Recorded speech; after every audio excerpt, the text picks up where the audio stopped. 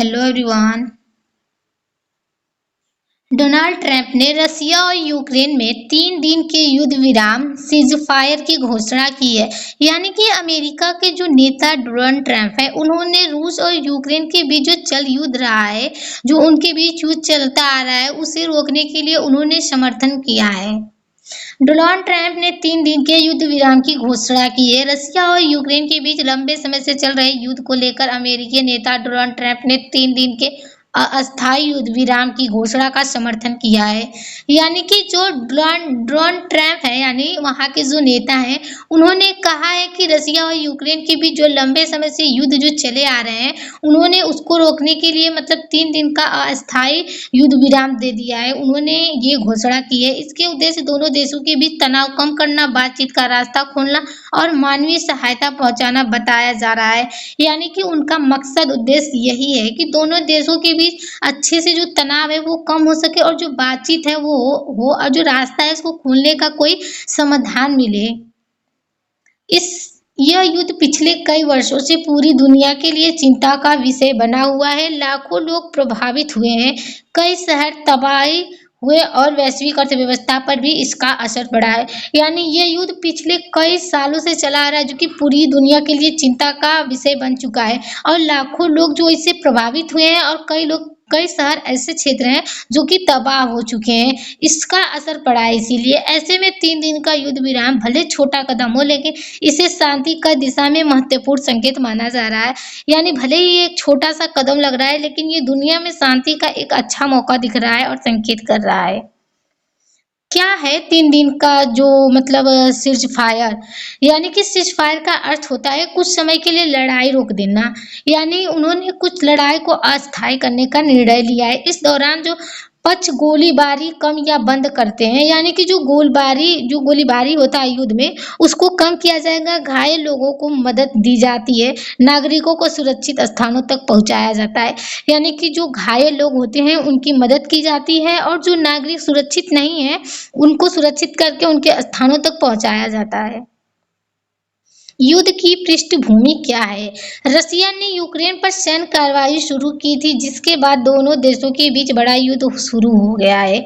हजारों सैनिक मारे गए, लाखों लोग बेघर हुए, ऊर्जा, तेल और अनाज की कीमत बढ़ी। यानी कि जो युद्ध की मतलब रसिया और जो यूक्रेन है उस पर कार्रवाई जो शुरू हुई थी, उसके बाद कई देशों में बीच बड़ा युद्ध हुआ था। उसमें कई सैनिक मारे गए थे, लाखों लोग जो बेघर हो गए और ऊर्जा, तेल की कमी भी हुई, जिससे कि उनकी कीमत बढ़ी।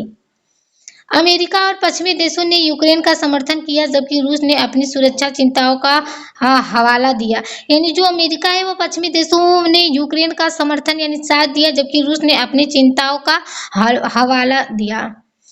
ट्रंप का रुख। डोनाल्ड ट्रंप ने पहले भी कह चुके हैं कि वे इस युद्ध को जल्दी समाप्त करना चाहते हैं। उनका मानना है कि लगातार युद्ध से दोनों देशों को नुकसान हो रहा है। डोनाल्ड ट्रंप का कहना है कि अगर ऐसे ही दोनों देशों के बीच युद्ध चलता रहा तो काफी दोनों देशों को जो नुकसान है वो पहुंच रहा है। दुनिया आर्थिक संकट की ओर बढ़ रही है, बातचीत से समाधान संभव है। यानी कि जो दुनिया है वो आर्थिक संकट में आ रही है, जैसे तेल महंगे होंगे और जो व्यापारिक होगा उसमें भी घाटा होगा। इसीलिए बातचीत करके समाधान निकालना ज्यादा संभव है। दुनिया की प्रतिक्रिया। यूरोपीय देशों की चिंता। यूरोप चाहता है कि युद्ध पूरी तरह समाप्त हो, लेकिन कई देशों को डर कि छोटा युद्ध विराम रूस को दोबारा तैयारी का मौका दे सकता है। अगर ऐसे ही जो यूरोप है, अगर युद्ध को पूरी तरह समाप्त हो जाता है, लेकिन कई देश ऐसे हैं जो कि वो इसका मौका पाकर वो मतलब अच्छी तैयारी कर लेंगे युद्ध के लिए। अमेरिका की जो राजनीति है क्या है? अमेरिका में कुछ लोग ट्रंप के प्रयास को शांति की दिशा में कदम मान रहे हैं, जबकि कुछ इसे राजनीतिक बयान बता रहे हैं।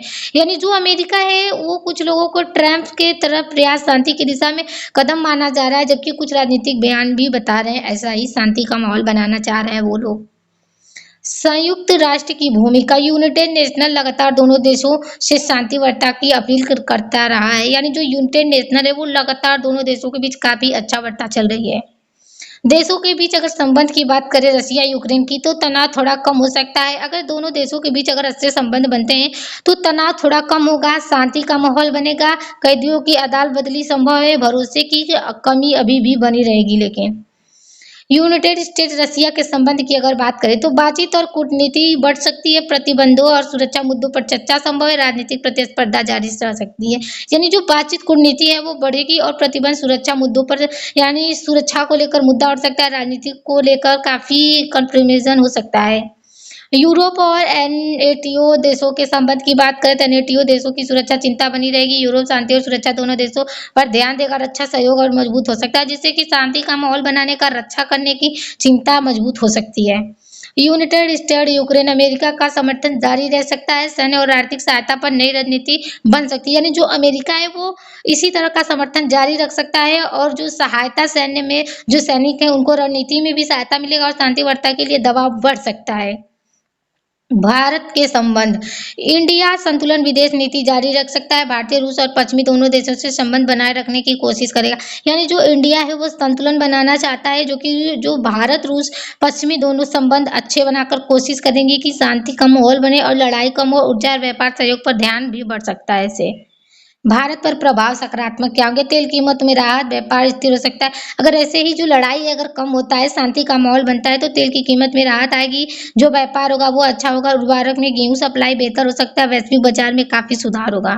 नकारात्मक प्रभाव क्या पड़ेगा, युद्ध बढ़ने पर महंगाई बढ़ सकती है, रक्षा और विदेशी नीति पर दबाव, ऊर्जा सुरक्षा की चिंता। अगर शांति का माहौल नहीं रहा, युद्ध बढ़ते ही रहा तो काफी महंगाई बढ़ेगी, रक्षा और विदेशी नीति पर प्रभाव पड़ेगा, जो ऊर्जा सुरक्षा है उसकी भी चिंता बढ़ेगी।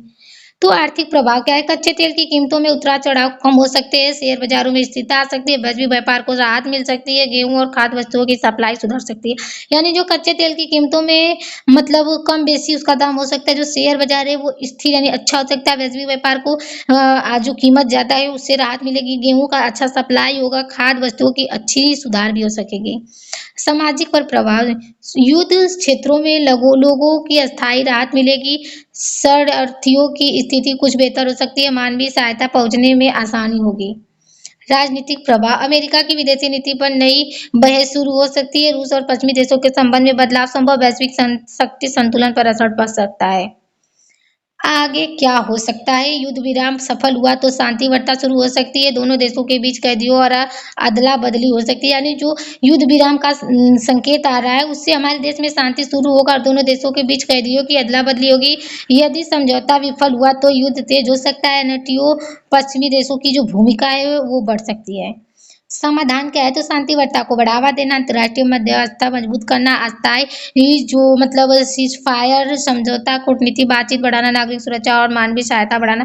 अगर इन्हीं पांचों को अगर समाधान हो जाता है तो काफी अच्छे से शांति होगा, कूटनीति बातचीत होगी, नागरिकता में मानवीय में सहायता बढ़ेगा।